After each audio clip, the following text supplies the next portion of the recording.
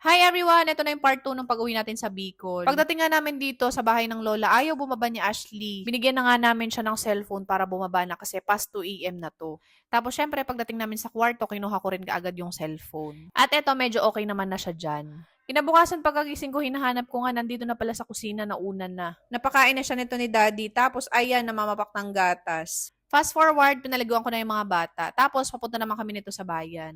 Bibisita lang kami sa mga lola. Kaya lang magtatanghalian na rin pala nito. Dito na nga daw kami kakain sa may pwesto ng pizza ni daddy. Para hindi na kami abalahin ng mga lola pagdating namin doon. Habang namimili nga dyan si daddy ng mga ulam, itong bata naman ay napaka-behave lang. Napakaaliwalas ng bayan nila dito, hindi siya ganun ka-crowded. Ito nga yung mga kinuha ni daddy na ulam. Isang sinigang na baboy, isang adobong manok, at menudong baboy. And in fairness, nakadalawang ulit ng ulam yan kasi masarap yung pagkakaluto. Kain po tayo. Fast forward, after nga namin kumain, dumiretso na kami dito sa mga tiyahin ni daddy. Sila po yung mga kapatid ng lolo ng mga bata. Nakakatuwa nga kasi pagpasok ng mga bata dito, biglang nagkaroon si Ashley ng reaction nung hinabol siya ng aso. Usually kasi wala tong pakialam sa paligid kahit lapitan siya ng hayop. So ayan, konting kwentuhan na chismisan lang. And then after naman niya, nagpunta kami dito sa Del Moro Park. Napakaaliwalas nga ng place na to. Medyo mainit lang nung pagpunta namin. Kaya hindi masyadong nakapagtakbo-takbo ang mga bata. Sa mga nagtatanong nga kung taga saan daw si daddy dito sa Bicol, dito po yan sa Santa Elena, Camarines Norte. Ang sarap din naman talagang bumalik-balik dito. Yung feeling mong meron kang peace of mind.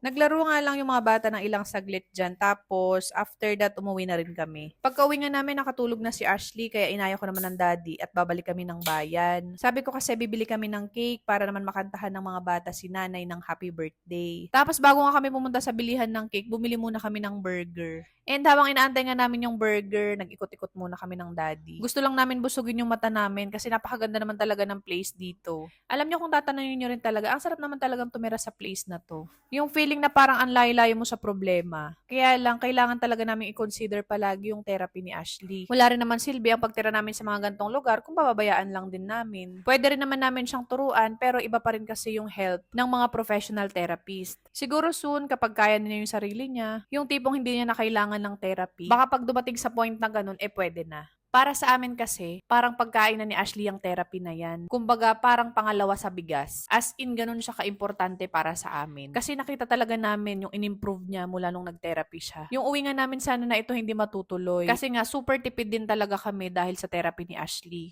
Kaya thank you Tita Sara sa pag-sponsor ng pag-uwi namin. After nga ng ilang saglit na ikot namin, kinuha na namin yung burger tapos dumiretso na kami dito sa Goldilocks para bumili ng cake. And pagka-uwi namin, ayan, dumiretso naman si Bunso sa kwarto para tawagin daw yung lola niya. Thank you. Happy birthday, Lola. Happy birthday, happy birthday, happy birthday, Lola. Abro ko. Lola! Yay! Lola. Galing mo. Oy, sus!